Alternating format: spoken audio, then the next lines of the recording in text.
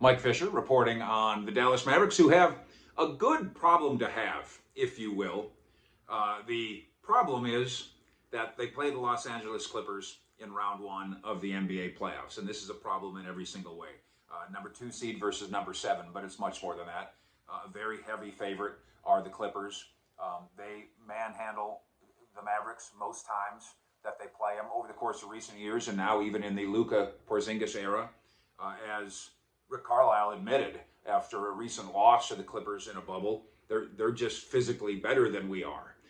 They, in particular, have 2 guys who can be Luka stoppers, or at least Luka slowers, in Kawhi Leonard and Paul George. These are big, long, athletic, gifted two-way players. Most teams don't have, who are all-stars. Most teams don't have one of those.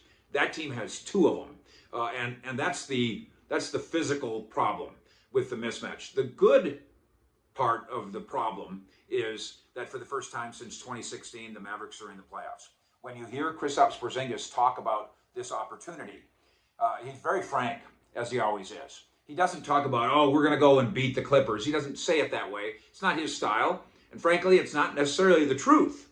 What he says is, we're going to go and get experience against the Clippers. And that's a perfectly fine goal. I don't want them to get experience by getting swept 4-0. That wouldn't be near as fun as getting some experience by making it a series. I also do believe that they can make, by this quarter and those 2 quarters and these 4 quarters, I think they can, the Mavericks, make this competitive, in part because, as Rick Carlisle said the other day, Luka Doncic is wired for success. He's wired for big games. Now, the cynic would say, well, they're not wired enough for success in big games in the final 5 minutes when games are within 5 points. And the numbers say that's indeed so. But that is a growing process. You cannot tell me that for the rest of his career, Luka Doncic is going to fail in the clutch at an unusually high ratio. That's illogical. You cannot tell me that Kristaps Porzingis is going to fail in the clutch as a career mark on his record.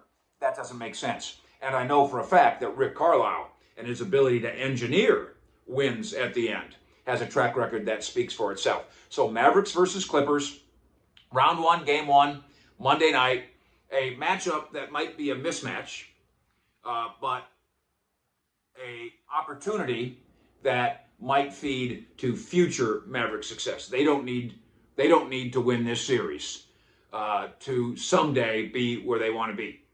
Although it wouldn't hurt. Fish.